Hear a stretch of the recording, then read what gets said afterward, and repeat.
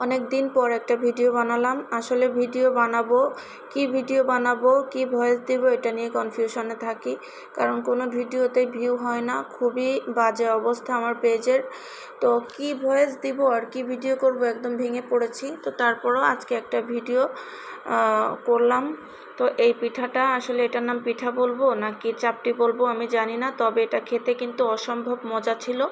একটু ঠান্ডা হওয়ার পরে এরকম সফট, আর গরম অবস্থায় কিন্তু একদম মানে চানাচুর মুখে দিলে যেমন একটা কুড়কুড়ে ভাব থাকে, ওরকম একটা ক্রিস্পি ভাব ছিল, অনেক মজা। তো এখানে প্রথমে আমি নিয়েছি আতপ চালের গুঁড়া, আর দিলাম স্বাদমতো একটু লবণ, আর বেশ কিছুটা নারকেল কোড়ানো দিয়ে দিলাম। এখন সব কিছুকে একসাথে একটু মিশিয়ে নিব। তারপর এখানে দিয়ে দেব কুসুম গরম পানি। অবশ্যই কিন্তু গরম পানিটা দিতে হবে, ঠান্ডা পানি দিলে কিন্তু হবে না। তো আমি এখানে সব কিছু মিশিয়ে একটু একটু করে পানি দিব আর মেশাতে থাকবো। এই কুসুম গরম পানিটা দিলে পিঠাটা কিন্তু একদম পারফেক্ট হবে।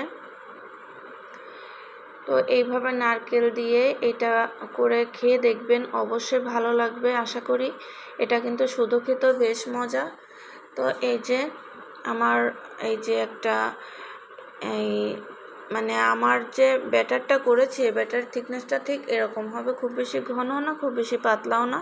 তো এই পর্যায়ে আমি ঢাকনা দিয়ে ঢেকে রেস্টে রেখে দেবো প্রায় 10-15 মিনিট। তো রাখার পরে আমি এদিকে একটা তাওয়া বসিয়ে দিয়েছি চুলায়, খুব ভালোভাবে গরম করে নিয়েছি, আর সামান্য একটু তেল দিয়ে আমি মুছে নিয়েছি তাওয়াটা। এখন আমি একটু একটু করে গোলাটা দিব, আর এই চামচ দিয়ে এভাবে ঘুরিয়ে একটু পাতলা করে দিব। খুব বেশিও পাতলা হবে না আর খুব বেশিও মোটা হবে না, দেখেই বোঝা যাচ্ছে হয়তোবা। তো এই তো আমি ঢাকনা দিয়ে ঢেকে জাস্ট কয়েকটা সেকেন্ড রেখে দিব।